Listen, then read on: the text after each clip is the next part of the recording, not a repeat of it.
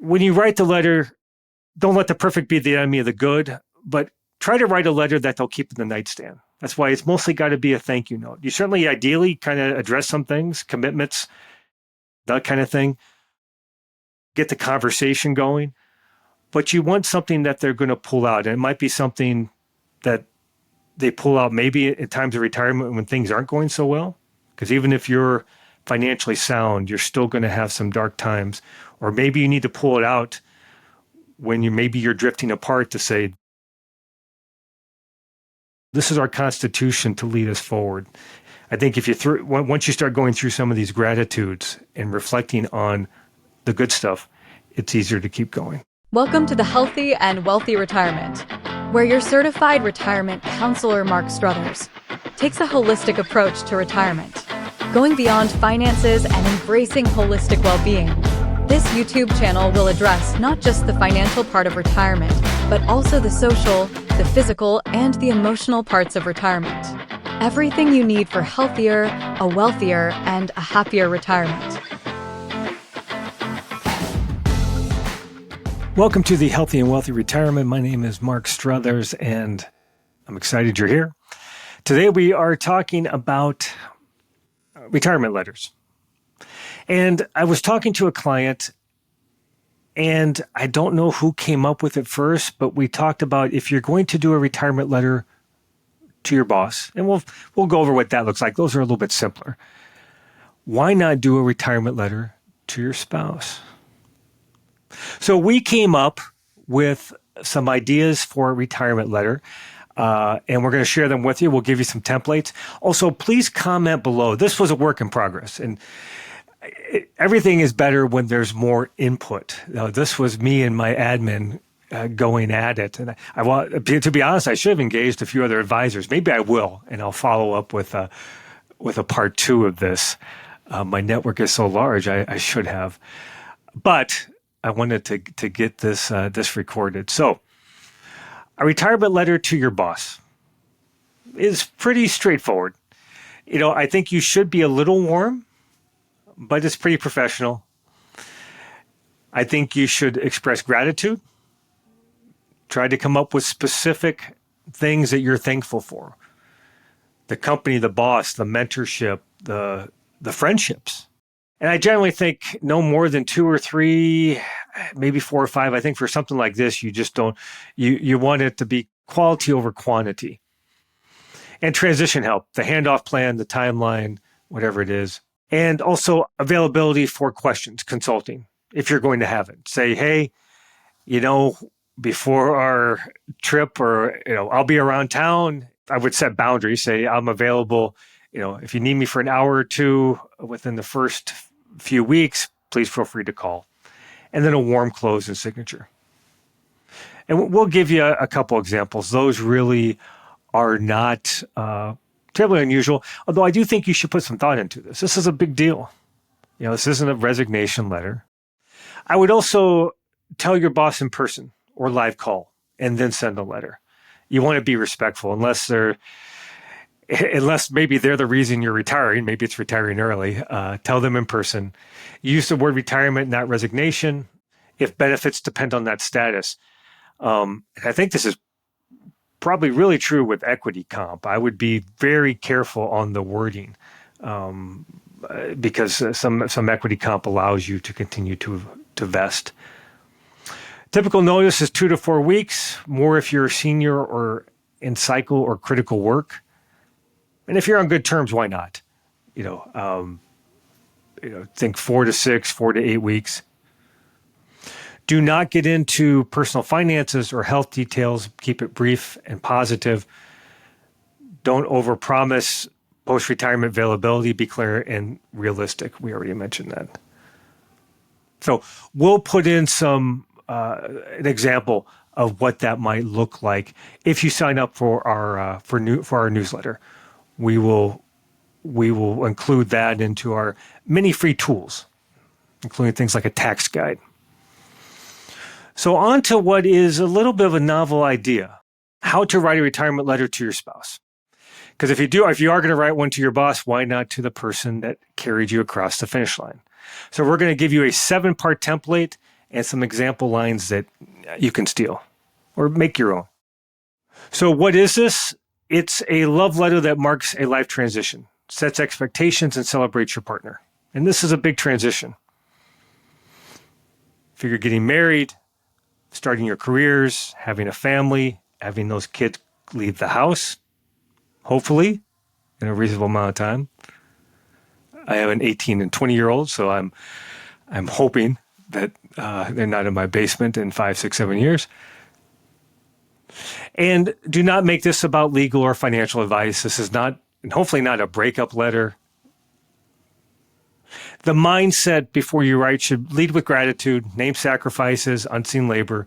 Be specific about hopes, realistic habits that you'll need to change. And ideally, keep it readable. I think 1 page, depending on how big your handwriting is. So here's the 7-part framework, the opening. State the moment and why you're writing. Today, I am hanging up my lab coat. I have a couple of family members that are scientists and big farmers, but I think they're executives. I doubt they even wear lab coats. Whatever it is you're going to hang up. Hang it up, and I wanted you to hear first what that means for me. Ideally, I would like to see this letter done, say like at least a year or 2, if not 4 or 5 years before retirement, because this gets you thinking. The idea that you're going to do this and then have this other person absorb it right away, I don't think is great. This will get you thinking about the non-financial piece, you and that other, your spouse. And also it can lead into finances. So part 1 was the opening. 2 is the gratitude, the roll call. Name 3 to 5 concrete things your spouse did over the years. School runs, missed vacations, late dinners, pep talk before presentations. If he or she were the upbeat ones that no matter how dark things got, they're the ones who took a breath and kept you on track. Try to remember. For my wife, one that she still does is prepares a bowl of fruit, fresh fruit, for my sons, particularly one son, he's still in the house, every single night. Almost every night I'm asked, "Hey, Dad, tell Mom to get my fruit." And unfortunately, he says it like that. Although I think he does say thank you. I think when she usually brings it downstairs, he says thank you. So much like with your boss, get specific. Number 3, greatest hits. A few shared memories that define the journey. The night we budgeted on the back of a pizza box. The night the power went out. For us, it was, I think, the night when the power went out, we had a newborn at home and we had to stay in a hotel and run back and forth and deal with rotting food. That was interesting. As I talk about it, I think another night was when power went out. Power went out, everyone was bored, so we did shadow puppets on the ceiling, mostly our dog, and made them talk. One dog had coprophagia, which is, you can Google what that is, but we pretended like our dog was talking about the unhealthy habit of eating something in the yard. Number 3, what am I retiring from and what am I retiring to?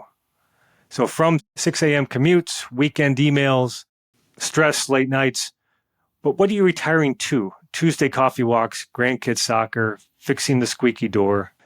I like this one because it starts to frame what that next chapter is like. The finances are critical. Money can't buy happiness, but it can sure make misery more comfortable. And it does give you a platform to certainly have more options. But what is missed is, what are you going to do? Are you going to get up at the same time every day? And of course, chores, but you could start working in chores, but going to just read books. What does that look like? And I think also start thinking grandkid soccer is one that came up. Are you going to be moving closer to the grandkids? If not, when they're younger, when they're older. So start to talk about some of those things. Number 5, new agreements. Set expectations and boundaries. I would keep things light, but clear. This is not meant to be a strict document. I'm trying to think of the roommate agreement with Sheldon in Big Bang Theory. It was not meant to be something like that. But are you going to talk about shared chores? Will I start doing more of the dishes, cooking more meals, office hours, and money check-ins? Sometimes we seem to forget that even though you've gotten to retirement, checking in with each other about spending, assets, knowing where everything's at. What are you going to do next? And it's not just about making sure you're not spending too much, but make sure you're spending enough. I have a couple who they actually were on track based on their goals and assets to where they could afford to do something luxurious. And she bought a beautiful, large SUV. She's petite like my wife, which I'm always amazed at these petite women in these huge, huge cars. But apparently she had always driven cars that he had fixed up. He was an auto mechanic. That for decades, she would take these cars and again, fairly thrifty people. So unless you do some of these money check-ins, it is possible you can die with too much money. Instead, she has something that's very joyful to her. I met with them in person just recently, a couple months after they bought it. And I tell you, again, objects don't buy happiness, but that was a lot of joy, a lot of joy. Number 6, promises, personal commitments you control. I will plan one date a month. I'll learn to cook 2 dinners. I'll put my phone away at 7. So those are just some examples. This also is a good chance that you have always had buffers between you. Well, not always, but most of the time you've had buffers between you two. So work, kids, that's most likely not the case. So if there are things that little annoying habits can be intensified given it's just the two of you now. That house is very quiet. So start and think in terms of promises, personal commitments that you can control. It starts the dialogue. Again, I don't necessarily think that you should, this is more of it's more than a gesture. But it's not a roommate agreement. I would not get too confrontational or serious. I would just start the conversation. And if you're drafting the letter, kind of make sure that you're keeping it light and open-minded. And the closing. A toast to the next chapter. If you're someone who likes alcohol, do that. And an invitation. Will you join me? And I think asking things like, if you could design your perfect week, what would it look like? Let's build it. Engage them. Now, they might not have the answer right away, but if you're going to get buy-in, if you two are going to take this next step together, which if you do, it's probably going to be healthier and wealthier, get buy-in from them. So some things to avoid. Make sure you're really saying I'm retiring from certain roles, not the marriage. Use boundary language, not blamed. For example, I need to step back from being the default planner so I don't burn out. Here's what I can keep doing. Here's what I need help with. And obviously, you could flush out a lot here. If this starts bringing up baggage that is 20, 30 years old, I would table it. I would try to focus on the good stuff here. Pitfalls to avoid. Don't make it a resume of achievements. Make it a thank you note. So again, that's why keeping it light, trying to resolve some things because you guys want to be on the same page. There are going to be some things to sort out. I think there are many reasons why we have great divorces. Part of it is it's such a big transition that once they get there, just like money can't buy you happiness, free time can't buy you happiness. And especially if the person sitting across from you is most likely not the same person you met, 40, 50 years earlier, it's going to be a transition. I would avoid things like, now you finally got me 24/7. I'm all yours, especially given what I just said, because that would be terrifying. And sometimes someone that might already have anxiety about it, but sometimes the reality hits them all of a sudden is there's no kids and no work anymore. It's just the two of us. And sometimes we go to that dark place. You would start magnifying some of the things that you can't stand about what they do. So I would avoid saying something like that. Again, mostly this is going to be a thank you note and be light. And don't promise what you won't maintain. If you're going to think about commitments, pick 2 or 3. Again, keep it simple, but don't make promises you know you're not going to keep. If you know you've never been a reader, don't promise to go to book club once a month.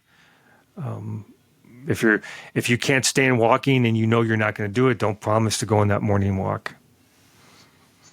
Some delivery tips: handwritten if possible, and ideally read it out loud. A walk, coffee, sunrise, maybe even like a little vacation. We honeymooned in Maui, and I think something like that you could do. You say we started here. We've only been married a little over 20 years, but we started here, whatever it was, 30 years ago, 40 years ago. And I will say, in my case, if I do have it handwritten, I'm going to pay someone to do it just because my handwriting is so bad. Pair it with a small symbolic gift: a photo, a framed ticket stub, a blank next chapter calendar. You could really personalize this. My wife, even in today's technology, she's always used the same brand of calendar that we keep next to the fridge where we put everything in. Something like that might work.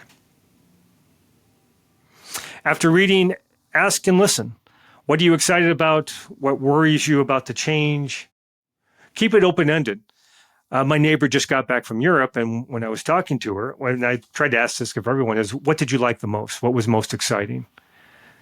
Because everyone has one thing. And if you can get them talking about that, you can get a good visualization of what the vacation like. Even if 90% of the vacation was awful, I think it's good for them if they can focus on the 10% that was good. So this is a work in progress for us. I would love some feedback if anyone has any about what their retirement letter might look like, things that we missed. We initially had quite a few comments for a newer channel. Those kind of slipped off. If you guys, anything you want to see, any feedback you have, please keep it respectful, but please put it in the chat. The closing line that we came up with, and I think this is a good one, is careers end, but partnerships evolve. And I think you need to keep that in mind. Parenting never fully ends, but there's certainly a soft stop. But your career, no matter what's going to end, your partnership doesn't just evolve, it has to evolve. If it doesn't evolve, I think you'll have a less healthy, a less wealthy retirement. When you write the letter, don't let the perfect be the enemy of the good, but try to write a letter that they'll keep in the nightstand. That's why it's mostly got to be a thank you note. You certainly ideally kind of address some things, commitments, that kind of thing. Get the conversation going, but you want something that they're going to pull out. And it might be something that they pull out maybe in times of retirement when things aren't going so well. Because even if you're financially sound, you're still going to have some dark times. Or maybe you need to pull it out when you're drifting apart to say, this is this is our constitution to lead us forward. I think once you start going through some of these gratitudes and reflecting on the good stuff, it's easier to keep going. So I think going through the process and writing a retirement letter to your spouse can help you have a healthy, a wealthy, and a happier retirement. I appreciate you joining us. Thank you. Thanks for tuning in. If you enjoyed this episode, make sure to hit subscribe, leave a review, and share with your friends. Share the love. Make sure they have a healthier, a wealthier, and a happier retirement as well. Also, don't forget to subscribe to our newsletter for free resources and check out our website and social media pages for exclusive content and updates. See you next time. Sona Financial, LLC, DBA Sona Wealth and Sona Wealth Advisors is a registered investment advisor with the state of Minnesota. All views, expressions, and opinions included in this communication are subject to change. This communication is not intended as an offer or solicitation to buy, hold, or sell any financial instrument or investment advisory services. Any information provided has been obtained from sources considered reliable, but we do not guarantee the accuracy or completeness of any description of securities, markets, or developments mentioned.